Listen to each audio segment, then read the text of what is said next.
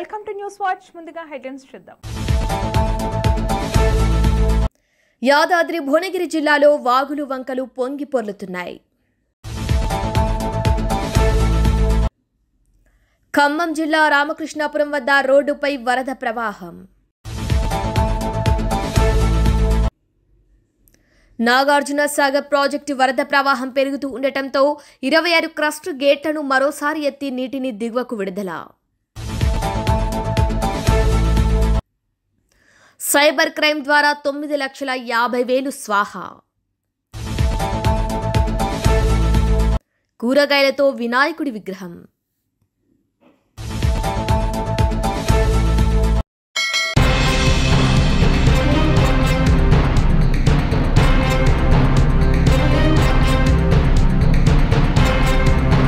నల్గొండ జిల్లా నాగార్జున సాగర్ ప్రాజెక్టు వరద ప్రవాహం పెరుగుతూ ఉండటంతో 26 క్రస్ట్ గేట్లను మరోసారి ఎత్తి నీటిని దిగువకు విడుదల చేస్తున్నారు అధికారులు.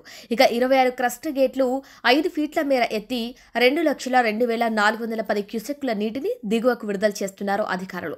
ఇక ఇన్ఫ్లో 3,25,232 క్యూసెక్కుల నీరు వచ్చి చేరుతుండటంతో అవుట్ఫ్లో 2,53,218 క్యూసెక్కుల నీటిని విడుదల చేస్తున్నారు. ఇక పూర్తి స్థాయి నీటి మట్టం 590 అడుగులు కాగా ప్రస్తుత నీటి మట్టం 587. ప్రాజెక్టు పూర్తి స్థాయి నీటి మట్టం 312 టీఎంసీలు కాగా ప్రస్తుతం ప్రాజెక్టు నీటి నిల్వ 305.5 టీఎంసీలుగా కొనసాగుతోంది.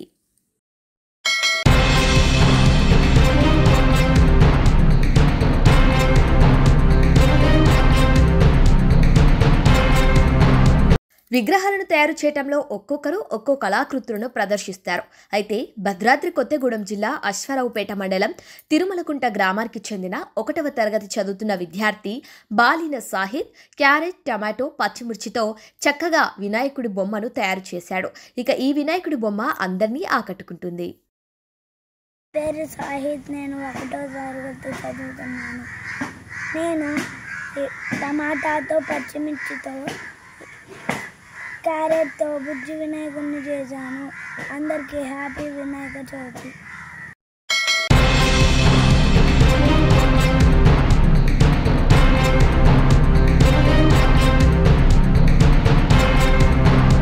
మహబూబాబాద్ జిల్లా కురవి మండల కేంద్రంలో సైబర్ వలకు చిక్కి 9,60,000 రూపాయలు కోల్పోయాడు ఒక ఆలయ ఉద్యోగి. కురవి మండల కేంద్రంలోని శ్రీ భద్రకాళి సమేత వీరభద్రస్వామి ఆలయంలో సీనియర్ అసిస్టెంట్గా విధులు నిర్వహిస్తున్న కట్ట జగన్నాథం క్రెడిట్ కార్డు పరిమితి పెంచుతామని నమ్మబలికి 4 క్రెడిట్ కార్డులు అకౌంట్లో ఉన్న 9,60,000 రూపాయలు సైబర్ నేరగాలు దోచుకున్నారు. బాధితుడు వెంటనే తేరుకుని స్థానిక పోలీసులకు ఫిర్యాదు చేశాడు. ఇక స్పందించిన పోలీసులు గోల్డెన్ హవర్ ద్వారా కొంత అమౌంట్ బాధితుడు పొందేలా చర్యలు చేపట్టారు. ఇక ప్రజలు సైబర్ నేరగాళ్ల పట్ల అప్రమత్తంగా ఉండాలని, సైబర్ నేరం జరిగిన వెంటనే గోల్డెన్ అవర్ ను వినియోగించుకోవాలని కురవి ఎస్ఐ సతీష్ పేర్కొన్నారు. నా పేరు కట్ట జగన్నాథం. శ్రీ వీరభద్రస్వామి దేవస్థానం కురవిలో సీనియర్ అసిస్టెంట్గా ఉద్యోగం చేస్తాను. అనుకోకుండా నాకు ఒక కాల్ వచ్చింది హెచ్డిఎఫ్సి బ్యాంక్ నుంచి అని చెప్పి. ఇట్లా నాకు హెచ్డిఎఫ్సి బ్యాంక్ ఒక క్రెడిట్ కార్డు ఉంది, ఆ నెంబర్ చెప్పి నీ క్రెడిట్ ఆ లిమిట్స్ ఇంక్రీజ్ చేస్తా అని చెప్పి ఒక ఫోన్ వచ్చింది. నాకు అవసరం లేదని చెప్పాను అతనికి. మరి రిక్వెస్ట్ చేస్తే సరే ఫోన్ ఇల్లే అని మళ్ళీ కాల్ చేసిన మై కార్డ్ యాప్ ఓపెన్ చేయమన్నాడు. నాకు లేదని చెప్పాను. లేదని చెప్తే అతను వాట్సాప్లో మై కార్డ్స్ యాప్ లింక్ పంపించాడు. అది ఓపెన్ చేసి నేను ఆయన చెప్పినట్టుగా ఒత్తడం వల్ల హెచ్డిఎఫ్సి బ్యాంకు క్రెడిట్ కార్డులో 6,89,000 రూపాయల లిమిట్ ఇంక్రీజ్ అయినట్టు చూపించింది. దాని తర్వాత అతను నీకు ఇంకేమైనా కార్లు ఉన్నది ఒకటే వాడతావు అంటే ఇంకా వేరే కార్లు కూడా ఉన్నాయని చెప్పాను. అది చెప్పిన తర్వాత ఆయన సరే ఇవన్నీ ఉన్నాయి, అవన్నీ ఎందుకు అంత ఒకదాంట్లో వచ్చింది కదా అని చెప్పాడు. అవన్నీ అడిగేసరికి నాకు కూడా డౌట్ వచ్చి నేను వెరిఫికేషన్ చేసుకునేసరికి ఒక్కొక్క కార్లో నా అమౌంట్ ఒక్కొక్క కార్లోకి వెళ్ళి అమౌంట్ కట్ అవ్వకుంటూ వచ్చింది. టోటల్గా దాదాపు సుమారు 8 నుంచి 9 లక్షల వరకు. యాప్స్ ఓపెన్ కావట్లేదు. ఓపెన్ అయిన తర్వాత క్లారిటీగా చెప్తాను చెప్పాను. ఫోను దాన్ని అది కొట్టడం వల్ల మొత్తం నా దగ్గర డాటా లాస్ అయింది. తర్వాత క్లియర్గా దాని స్టేట్మెంట్ తీసుకొని క్లియర్గా అమౌంట్ ఎంత అనేది చెప్తాను. సుమారుగా 9 లక్షల వరకు మిస్ అయింది.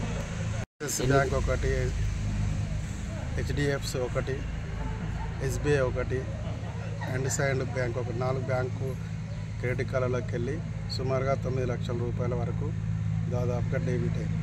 కంప్లైంట్ చేస్తూ జరిగినది. ఎస్ఐ గారి తరఫు చర్యలకు తీసుకుంటామని చెప్పారు. నా పేరు G Satish, SI police Kuravi.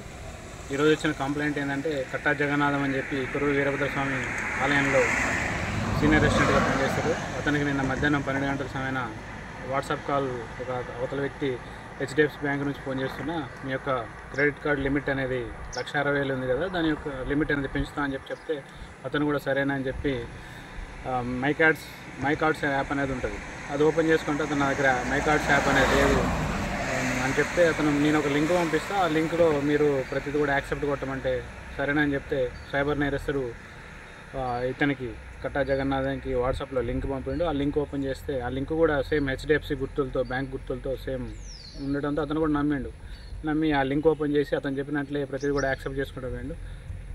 పోవడంతో అతనికి కూడా సైబర్ నేరస్తు చెప్పినట్టు హ్యాక్ చూపించింది అనమాట. క్రెడిట్ కార్డ్ లిమిట్ అనేది 6,89,000 చూపించింది. యాక్చువల్లీ ఇతనికి ఉన్నది 1,60,000 అయితే 1,89,000 చూపించింది. అతను కూడా నమ్మిండు, సరే అనుకున్నాడు. తర్వాత ఇంకా నీకు ఏ క్రెడిట్ కార్డ్స్ నేను అడిగితే అతను నాకు యాక్సిస్ బ్యాంక్ ఉంది, ఎస్బీఐ ఉంది, ఇండస్ఇండ్ బ్యాంక్ ఉంది అని చెప్పి ఇన్ఫర్మేషన్ రివీల్ చేసేసరికి తర్వాత ఒక గంట తర్వాత తనకి ఎందుకో డౌట్ వచ్చింది. అరే మిగతా క్రెడిట్ కార్డ్స్ ఎందుకు అడిగినని చెప్పి అతనికి డౌట్ వచ్చి ఆ యొక్క క్రెడిట్ కార్డ్ లిమిట్ చెక్ చేసుకున్నాడు. యాక్సిస్ బ్యాంక్ చెక్ చేసుకుంటే అతని యాక్సిస్ బ్యాంక్లో ఉండాల్సిన లిమిట్ 3,60,000 కట్టాను క్రెడిట్. అట్లే ఎస్బీఐలో 1,65,000 కట్టాను. అట్లే రిమైనింగ్ ఇండస్ఇండ్ బ్యాంక్లో కూడా 1,89,000 కట్టాను. ఇంకొక బ్యాంక్లో కూడా 2 lakhs దాకా కట్టాను. అట్లా ఆల్మోస్ట్ 9,60,000, ఆల్మోస్ట్ 10 lakhs దాకా అతనికి అమౌంట్ అనేది లాస్ అయింది. కాబట్టి దయచేసి ప్రజలకి అందరికీ కూడా మనస్ఫూర్తిగా తెలియజేసేది ఏమంటే ఎవరు కూడా అన్నోన్ లింక్స్ ఓపెన్ చేయకండి. అట్లే బ్యాంక్ వాళ్ళు అని చెప్పి లేదా పోలీస్ వారు అని చెప్పి వీడియో కాల్ చేసి చేయడం అట్లాంటివి ఎవరైనా చేస్తే ఎట్టి పరిస్థితుల్లో కూడా మీరు వారి యొక్క మాటలకి ఎట్టి పరిస్థితులు నమ్మి మోసపోవద్దని మనస్ఫూర్తిగా కోరుకుంటున్నాం.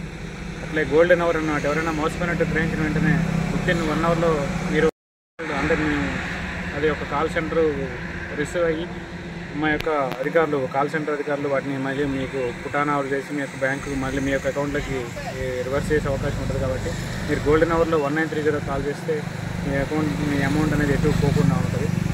అట్లనే ఎవరు కూడా మీకు ఈ మధ్య కాలంలో ఏంటంటే చాలామంది ప్రజలకు అవగాహన వచ్చింది, ఏంటంటే ఓటీపీ ఎవరు చెప్పొద్దని అవగాహన వచ్చింది. కానీ కాకపోతే ఏంటంటే మభ్యపెడితే అంటే ఒక మనిషిని నమ్మిస్తున్నారు. ఏ రకంగా మీకు మళ్ళీ మీకు క్రెడిట్ చేస్తున్నారు, అరే 200 వచ్చినాయి అనుకుంటారు. అట్లా మీకు 3-4 సార్లు మీకు అమౌంట్ రప్పిస్తున్నారు.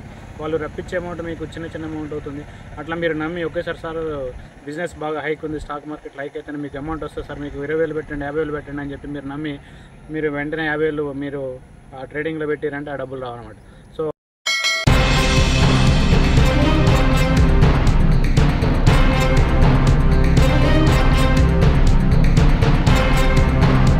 విశాఖలో ఈ సంవత్సరం దేశం గర్వించే విధంగా ఆపరేషన్ సింధూర్ ద్వారా పాకిస్తాన్కు బుద్ధి చెప్పిన అంశాన్ని ఆధారంగా తాడిచెట్లపాలెంలో ఆపరేషన్ సింధూర్ వినాయకుడిని నెలకొల్పారు. పహల్గామ్లో జరిగిన కాల్పులపై భారత భద్రతా దళాలు పాకిస్తాన్పై జరిపిన ఎదురుదాడులకు గుర్తుగా ఈ విఘ్నేశ్వరుడిని ఏర్పాటు చేశారు. సింధూరం మీదుగా యుద్ధ విమానాలు, రాకెట్లతో దాడులు జరిగినట్లుగా వినాయక విగ్రహాలను రూపొందించారు. ఈ విగ్రహాలు ప్రజలను విశేషంగా ఆకట్టుకుంటున్నాయి. ఇక్కడ గత కొన్ని సంవత్సరాలుగా దేశంలో జరిగిన అత్యుత్తమ ఘట్టాల ఆధారంగా సొసైటీకి మంచి సందేశాన్ని అందించే విధంగా వినాయకులను ఏర్పాటు చేయడం ఆనవాయితీగా మారింది. ఇక ఇదే అంశంపై విశాఖ నుంచి మా ప్రతినిధి కీర్తి కన్నబాబు మరింత సమాచారం అందిస్తారు.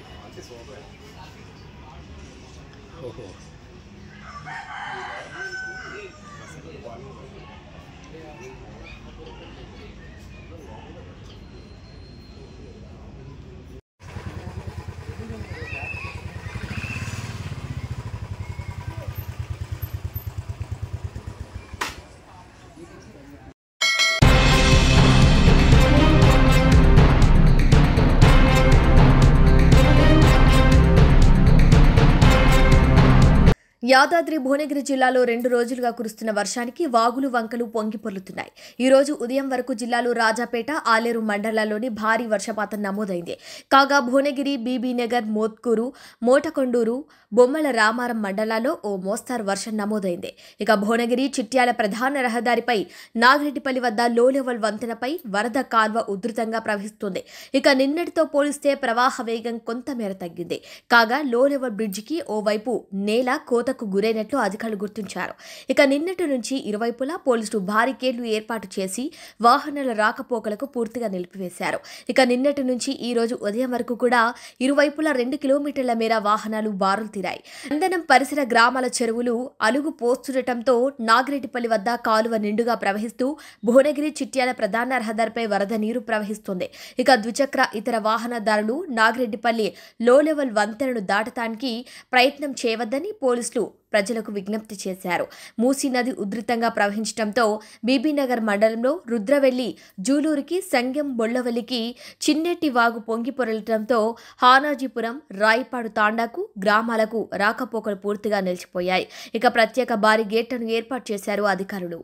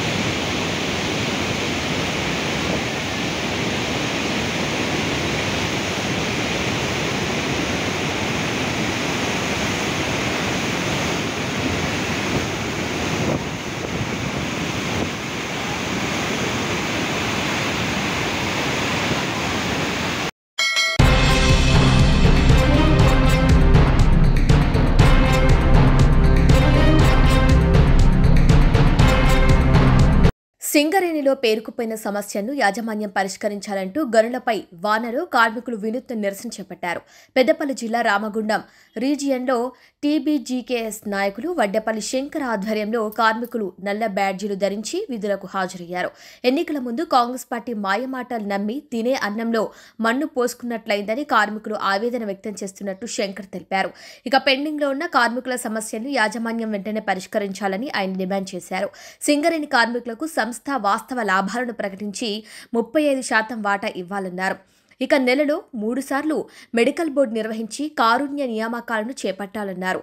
కేంద్ర రాష్ట్ర ప్రభుత్వాలు సంస్థను ప్రైవేట్ పరం చేసేందుకు కుట్రలు పన్నుతున్నాయని, జాతీయ కార్మిక సంఘాల సపోర్ట్ చేస్తున్నాయని ఆయన ఆగ్రహం వ్యక్తం చేశారు. ఇక సింగరేణిలో మారుపేర్ల సమస్యను పరిష్కరించి వారసులకు న్యాయం చేయాలని ఆయన కోరారు. కార్మికులకు, వారి కుటుంబ సభ్యులకు మెరుగైన వైద్య సహాయం అందించాలన్నారు. గని కార్మికులకు మౌలిక సదుపాయాలు కల్పించడంలో యాజమాన్యం పూర్తిగా విఫలమైందని ఆయన అసహనం వ్యక్తం చేశారు. వెంటనే సమస్యను పరిష్కరించాలని, లేని పక్షంలో కార్మికులను కలుపుకొని ఆందోళనను ఉధృతం చేస్తామని శంకర్ హెచ్చరించారు.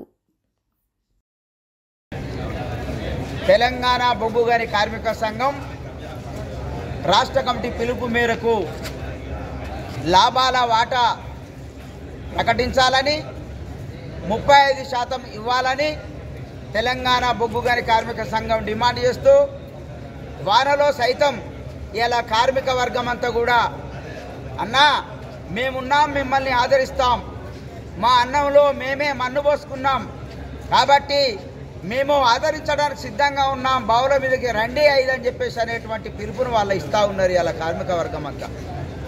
మా బాధలు 1 కాదు 2 కాదు.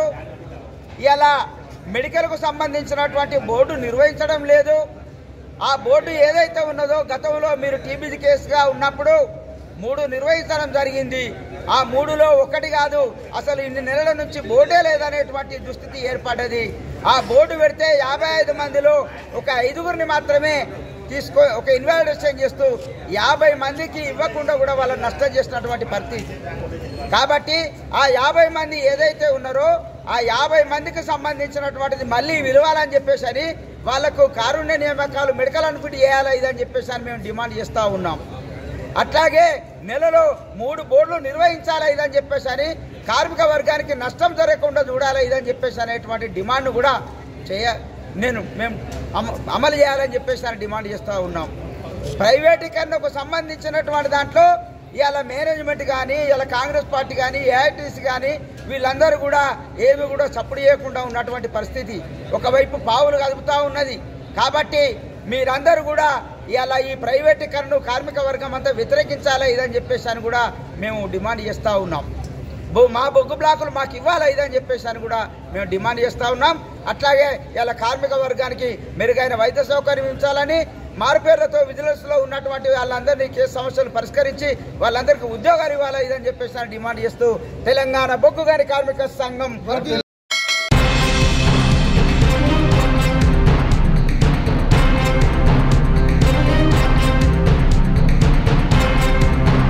హైదరాబాద్ పరిసర ప్రాంతాల్లో ఎగువన కురుస్తున్న వర్షాలకు యాదాద్రి భువనగిరి జిల్లాలో వాగులు వంకలు పొంగి పొర్లుతున్నాయి.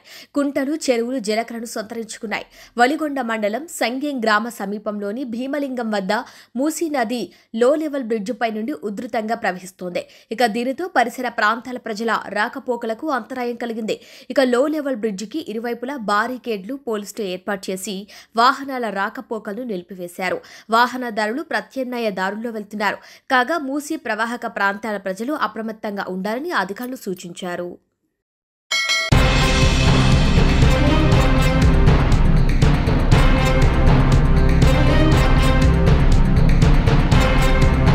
బులెటిన్ ముగించే ముందు హెడ్లైన్స్ మరొకసారి.